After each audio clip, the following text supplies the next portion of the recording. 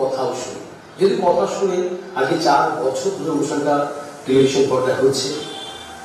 বিভিন্ন প্রান্তের শিল্পীরা আসেন, তাদের কলা কৌশল আপনাদের সামনে তুলে ধরেন, কখনো সঙ্গীত, কবিতা, বিভিন্ন রকম। আর আজকে একদম ঘরোয়া পরিবেশে এমন একজন মানুষকে পেয়েছি যার সঙ্গে আপনাদের আলাপ করাবো এবং অবশ্যই তার কণ্ঠে গান শুনবো এবং কবিতা শুনবো, তার নিজের লেখা কবিতা সেটাও শুনবো। না, সীমা ঘোষ। আমি প্রথমে মাতাজি বলেন, সকলেই শ্রদ্ধা এবং সম্মানের চোখে দেখেন, ওনার অনেক পরিচয় আছে। আমিও মাতাজি বলি। আমি প্রথমে মাতাজির কাছে যাবো। মাতাজি, প্রথমে বলবো কথা শুনে অনুষ্ঠানে প্রথমবার আসা কিরকম লাগছে? ভালো লাগছে। ভালো লাগছে। আচ্ছা, আজকে গান থেকে শুরু করবো না কবিতা? প্রথমে আমি বাবার আসলে গীতা পাঠশালা, এখানে বাবার সম্বন্ধে একটু বলে নিলে তারপরে আমি বাবার একটা গান গিয়ে তারপরে আমার কবিতা আর গান শোনাবো। ঠিক আছে, তাহলে প্রথমে বাবার কথা যে বলছে ব্রহ্মকুমারী শিব বাবা। তো আমি প্রথমে মাইক্রোফোন দিচ্ছি মাতাজির কাছে, তারপর মাতাজি একটু বাবার সম্পর্কে বলবে, তারপর অবশ্যই গান থেকে শুরু করবো। ওম শান্তি। এটা আমাদের গীতা পাঠশালা, ব্রহ্মকুমারীদের গীতা পাঠ হয় এখানে। আমি এখানে ব্রহ্মকুমারীর এখানে বসে আছি। এটা বাবার গান দিয়ে আমি প্রথমে শুরু করছি, তারপরে আমার কবিতা শুনবো। तारो शेष जी गगन जैसे, फूलों से सजे चमन जैसे, खुशबू से सजे पापड़ जैसे, तुमसे सजे जीवन से। मेरे बाबा मीठे बाबा प्यारे बाबा, सद्भावों से क्या श्रृंगार, दिया दीपो गुणों का हार। सद्भावों से क्या श्रृंगार, दिया दीपो गुणों का हार। तिल तप्तों पे हुए संहार, पड़ता तिलक उपहार। फूल मेहर के मधुबन जैसे, तुलसी से सजी अगन जैसे, खुशबू से सजे पवन जैसे, तुमसे सजे जीवन से। मेरे बाबा मीठे बाबा प्यारे बाबा। चेहरे पे चमक है रूहानी, आँखों में लिखी है कहानी। चेहरे पे चमक है रूहानी, आँखों में लिखी है कहानी। और दिल में छवि है सुहानी, और मन में प्रीत है पुरानी। है मस्तक पे सजी चंदन जैसे, हाथों में सजी कंगन जैसे, खुशबू से सजे पवन जैसे, तुमसे सजी जीवन से। मेरे बाबा मीठे बाबा प्यारे बाबा। ज्ञानों से जीवन दान दिया, झुका है विधान दिया। ज्ञानों से जीवन दान दिया, झुका है विधान दिया।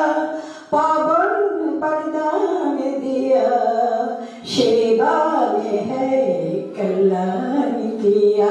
है गंगा बाबून है जैसे, सागर में रतन है जैसे, तुमसे सजी जीवन से। मेरे बाबा मेरे बाबा मीठे बाबा प्यारे बाबा। জীবনে আপনি যাই করুন না কেন, আপনার যত অর্থ থাকবে না, জীবনে কিন্তু এমন একটা দিন আসে যেখানে ভগবানের সান্নিধ্যে আসতে হয় অবশ্যই। আর আপনি যতক্ষণ না সান্নিধ্যে আসবেন, যতক্ষণ না তার সান্নিধ্যে আপনি যাচ্ছেন, কোথাও যেন জীবনটাই দিতে হবে। আজকে সত্যি কথা বলতে মাতাজির কণ্ঠে মানে বাবার একদম বাবার বাবার গান দিয়ে শুরু করেছে, তারপরে একটা অন্যরকম পাওনা রয়েছে। মানে কথা শুনে এত শিল্পী আসছে, এত কিছু হয়েছে। আমরা একটা ঘরোয়া পরিবেশের মধ্যে এই অনুষ্ঠানটা করছি, মানে যেরকম ভাবে ঝাঁ চকচকে ব্যাপার প্রত্যেক এপিসোডে থাকে, অত সেরকম না হলে একটা অন্যরকম পাওয়া আপনাদের থাকবে। আমরা এবার মাতাজির কণ্ঠে গান শুনবো, সব ধরে। আচ্ছা, একটা কবিতা শুনবো, মাতাজি নিজের লেখা কবিতা, তাই না? আচ্ছা আসুন শুনি। চলো যাই সেই দেশে, চলো যাই সেই দেশে, যে দেশে মারামারি টাকা কড়ি নিয়ে নেই কারাকারি, সবাই সবার আপনজন, সত্যই তাদের হবে বোন, হিংসা দেশ কিছু নাই রয়, প্রেমে তারা আপন করে রয়। চলো যাই সেই দেশে, অল্প আহারে মন হবে খুশি, স্বল্প পোশাকে মন হবে খুশি, আসবাবপত্র নাই কিছু এমন, অবসর সময় করে ভজন, পাপ করা নাইকো গ্লানি, সেখানে তারা সবাই মানে। চলো যাই সেই দেশে, পিতা করবে প্রতি নির্বাচন, আর সব পুরুষ বাপের মতো, এক নারীতে হবে শান্তি, ধরে হলে হবে ভ্রান্তি, এক নারী যদি যায় চলে, কাটাবে জীবন তারই তলে। চলো যাই সেই দেশে, স্বামী দেবে স্ত্রীকে পাশে ঠাই, দইয়ের পরামর্শে কাজ হওয়া চাই, কেউ নয় কারো কাছে ছোট, এক আত্মা করে নিয়ে হাঁটো, সেই সংসার বড় সুখ, কোথা থেকে আসবে তু? চলো যাই সেই দেশে, ছেলে বেচা করোনা ভাই, আনবে বউ নিজেরই দায়, যদি কেউ দেয় স্বেচ্ছা করে, পাপ নাই কিন্তু তারই তরে, না দিলে তুমি দেবে না জ্বালা, করিবে তাকে গলার মালা। চলো যাই সেই দেশে, ঈশ্বর ছোট বড় নাই ভেদাভেদ, বেতন হলেও নেই লোকে, ঈশ্বর যদি গড়ান সবারে, ভেদাভেদ তবে করবে কারে, তার গড়াতে গুণী অগুণী তিনি তবে করবে গান। চলো যাই সেই দেশে। এত অসম্ভব ভালো লেখা, মানে কোন কথা হবে না। মাতাজি সারাদিন ব্যস্ততা, ঠাকুর নিয়ে, আমাদের শিব বাবাকে নিয়ে, ছেলে মেয়ে মানুষ করা থেকে শুরু করে এত কিছুর মধ্য দিয়ে কিন্তু তিনি যে এই যে কবিতা, এই যে গান নিয়ে বেঁচে আছেন এই বয়সে, এটা কিন্তু তার অক্সিজেন। বহু সংখ্যক মানুষ আছেন যারা এই বয়সের সাথে টিভি দেখছেন বা বিভিন্ন রকম সমালোচনা আলোচনার মধ্যে থাকেন, কিন্তু মাতাজি কিন্তু সবসময়ের জন্য এই সব নিয়ে থাকেন। আমি মাতাজি কণ্ঠে গান শুনবো। আমি আবার দর্শক বন্ধুদের বলি, বিষয়টা কিন্তু একদম পুরো ঘরোয়া একটা পরিবেশের আড্ডা ছপে অনুষ্ঠান, এটাকে কিন্তু অন্যরকম ভাবে নেবেন না। আজকে মাতাজি পুরো বাদ্যযন্ত্র ছাড়াই খালি গলায় মাতাজির কাছে গান শুনবো, এটা আমার আড্ডা। মাতাজি কোন গানটা শুনবো? চলো নতুন সুর, নতুন সুরটা, ঠিক আছে। নতুন সূর্য আলো নতুন সূর্য আলো মনে আমার শুভ্র প্রাণের ফুল ফোটাও, মনে আমার শুভ্র প্রাণের ফুল ফোটাও, নতুন সূর্য আলো দাও, আলো দাও। স্বার্থের লোভে মিথ্যারে যেন করি না কো আশ্রয়, সত্যের পথ হোক না দুঃখময়, স্বার্থের লোভে মিথ্যারে যেন করি না কো আশ্রয়, সত্যের পথ হোক না দুঃখময়।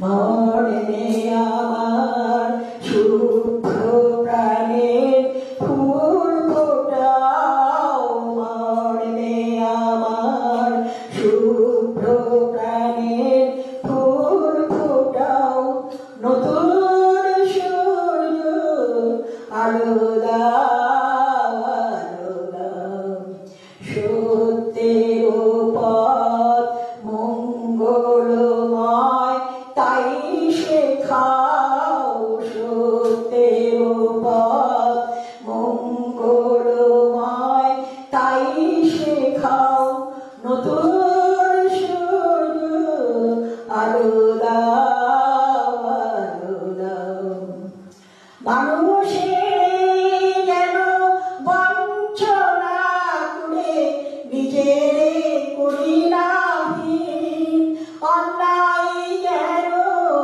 হার মানে চিরদিন, মানুষের যেন বঞ্চনা করে নিজের করি না হীন, অন্যায় যেন হার মানে চিরদিন, অন্তরার করো প্রভাত, অন্তরার করো প্রভাত, আলো দেখাও,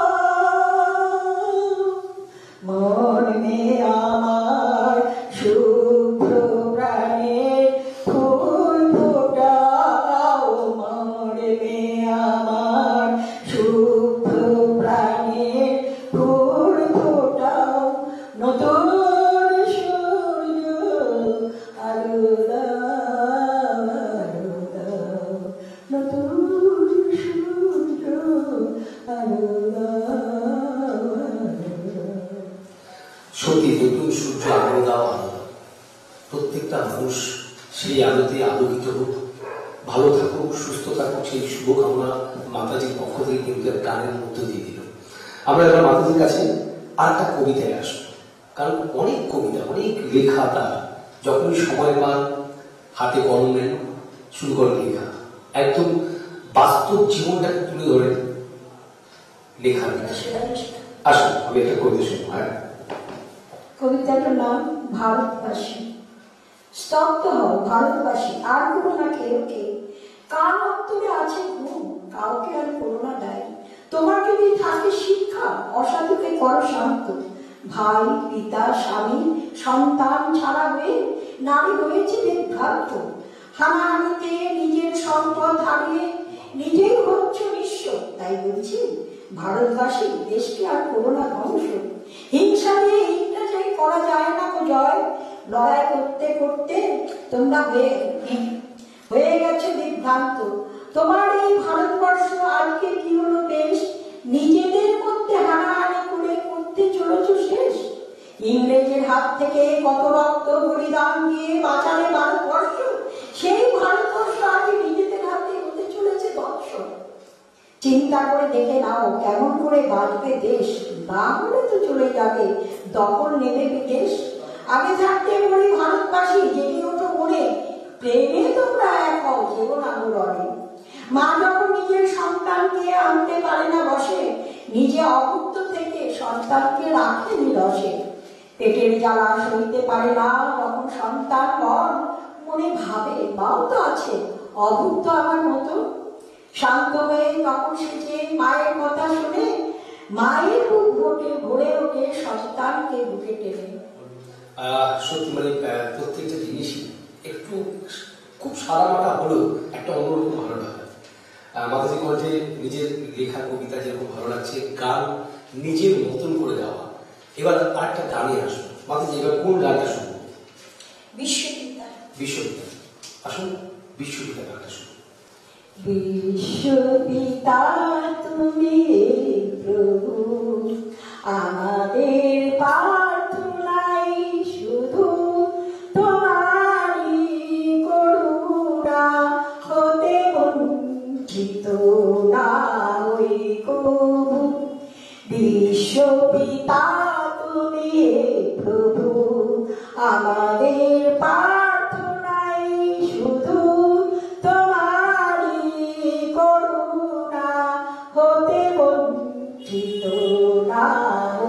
কবু এ আকাশ বাতাসে নদী এ সাগর পাড়ে বার্তারি ফুলে ফলে রঙে রসে ভরে ভরে দিয়েছো যে ডালি কুহু কুহু কোকিলার কুজনে গুনগুন ভ্রমরার গুঞ্জনে প্রভাতে নিশীথে সূর্যের চাঁদের খেলায় গগনে বিশ্বপিতা তুমি হে প্রভু আমাদের প্রার্থনাই শুধু তোমারই করুণা হতে বঞ্চিত না হই কবু এ আকাশ বাতাসে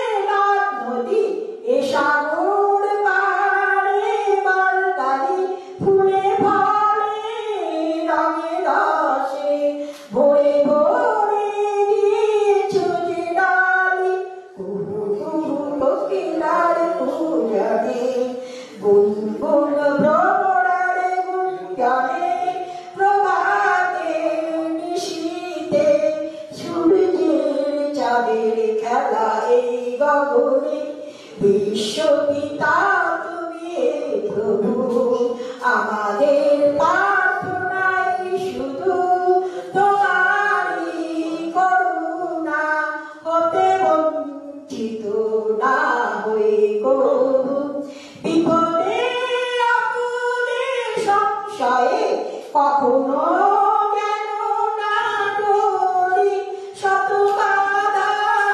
বিঘ্নেরও মুখোমুখি যেন করি বিপদে আপদে সংশয়ে কখনো যেন না ডরি শত বাধা বিঘ্নেরও মুখোমুখি যেন করি সত্যের দীপ চোখে জ্বালিয়ে আধারের রাত যাব পেরিয়ে ভরিব দারুণী হাসিতে প্রেমে আর গান্তি বিশ্বপিতা তুমি হে প্রভু আমাদের প্রার্থনাই শুধু তোমারই করুণা হতে বঞ্চিত না হই কবু এতক্ষণ আমরা গান কবিতা শুনলাম যে মানুষটা মাতাজি প্রত্যেকে এই অঞ্চল প্রত্যেকটা মানুষ তাকে শ্রদ্ধা সম্মান করে এই মাতাজির যিনি সুপুত্র শরৎ ঘোষ আমি তার দু চারটা কথা শুনবো মায়ের সঙ্গে তার অভিমত আসুন শরৎ ঘোষের একটু তার সঙ্গে কথা বলি। ওম শান্তি। আমি একটি আধ্যাত্মিক সংস্থার সঙ্গে জড়িত আছি। পাশে বসে আছেন আমার মা শ্রীমতী সীমা ঘোষ। ছোটবেলা থেকে বড় হওয়ার অনেক আশা আকাঙ্ক্ষা ছিল, কিন্তু প্রতিকূল পরিবেশ পরিস্থিতি সেই আশা আকাঙ্ক্ষাকে পূর্ণ হতে বিভিন্ন সময় বিভিন্নভাবে বাধা সৃষ্টি করেছিল।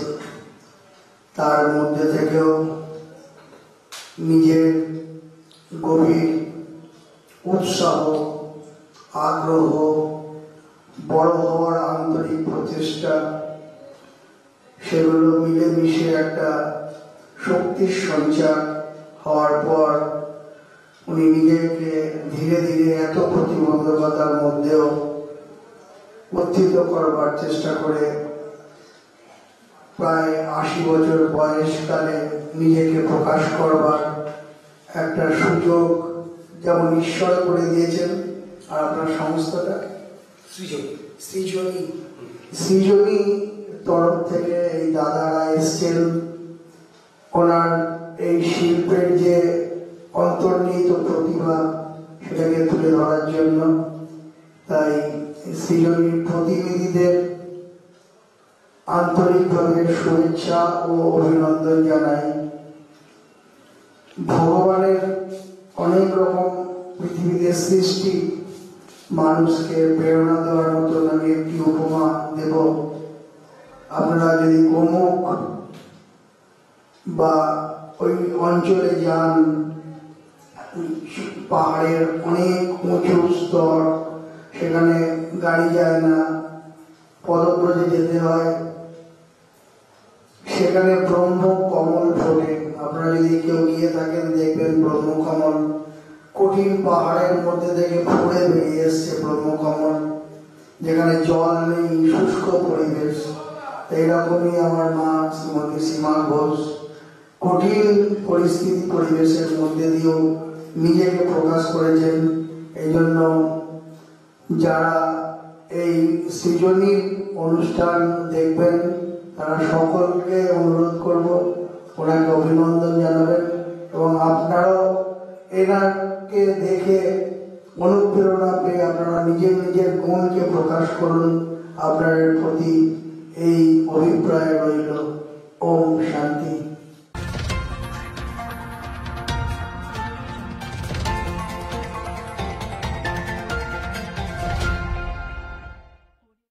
আপনারা দেখছেন জনপ্রিয় বাংলা চ্যানেল ভিশন। বাংলা গ্রাম থেকে শহর, শহর থেকে গ্রামের ঘরে ঘরে।